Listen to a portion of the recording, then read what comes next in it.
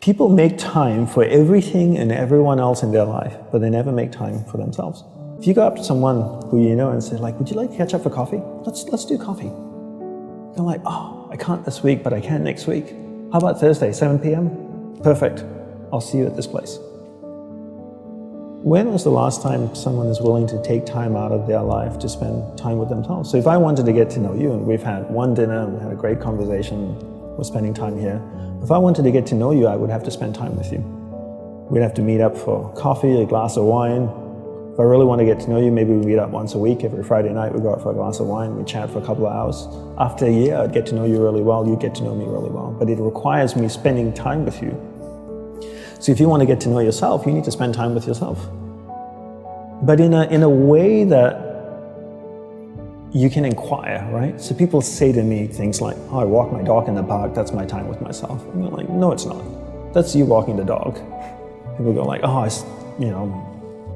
go for a jog, that's my alone time. No, that's you jogging, avoiding traffic, watching where you're stepping so you don't trip and fall over. Spending time with yourself is sitting down, closing your eyes, not interacting with the outside world, and actually going inside and having that conversation. The same conversation I would have with you and say like, hey Brian, so where did you grow up? You know, you said California, do you like to surf? No? Hate the water? Love the water? Tell me, right? And people don't have that conversation, and because they don't have that conversation with themselves, they don't end up knowing what they want in life. Because they don't know what they want in life, they can't focus that finite amount of energy, and then they don't live a lifestyle that brings them happiness, and most people end up being unhappy. A couple of things I would say. One is simplify your life. Everybody's so busy. Everybody's got a lot of things to do. We don't actually have a lot of things to do. Right, we like being distracted because then we don't have to think about ourselves. And we don't have priorities in life. Most people don't have clear priorities in life. You know, for me, my goal is to simplify my life, simplify the number of people in my life, and simplify the number of things in my life. We only have a finite amount of energy each day, right? But every year, we have more people in our lives. Is that a fair statement? More Facebook friends, more people you're connected with, but your energy stays the same. So that's not a proportionate growth. If your energy is increasing every year proportionately with the number of things and people in your life, then we don't have to talk about this. But your energy level is the same. But the amount of people and things in your life are growing almost exponentially. So whereas that doesn't work.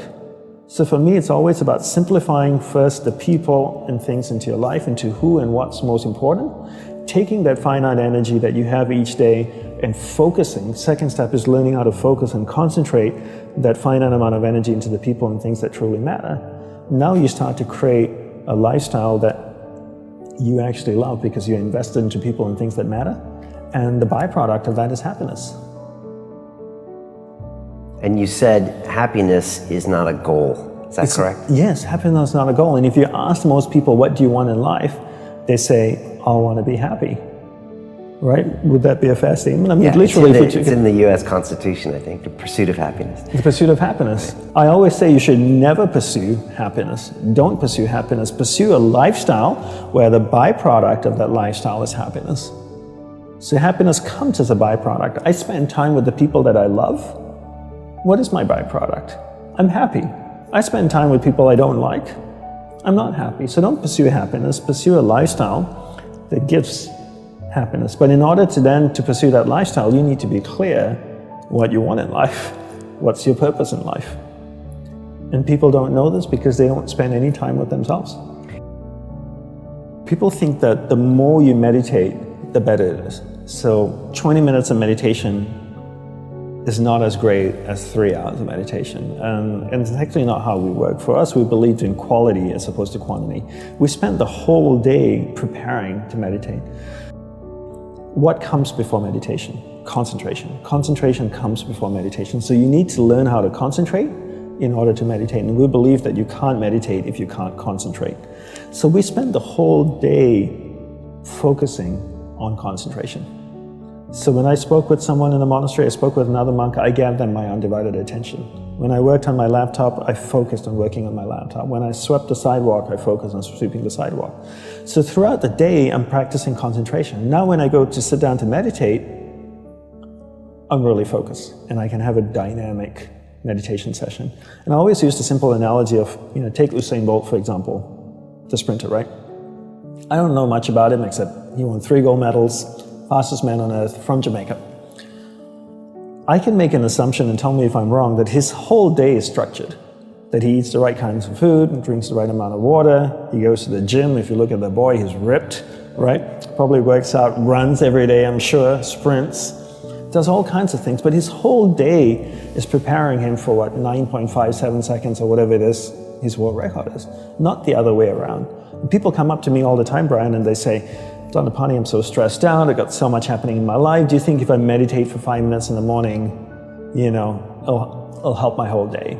I'm going like, well, what are you doing the remaining 23 hours and 55 minutes? That's what I want to know. Because if you try to meditate for 5 minutes in the morning and the rest of the day you just live a chaotic life, that's not, it's a good start, but it's not really helping you. It's like eating a carrot in the morning and then eating hamburgers and fries all day and hoping to have a healthy diet. You have to understand that your whole day, your lifestyle is what's going to support your meditation practice at the start, and then your meditation practice grows, and then it turns around and supports your lifestyle. Right. But not the other way around. You don't create a meditation practice to support your lifestyle. You create a lifestyle first, meditation second.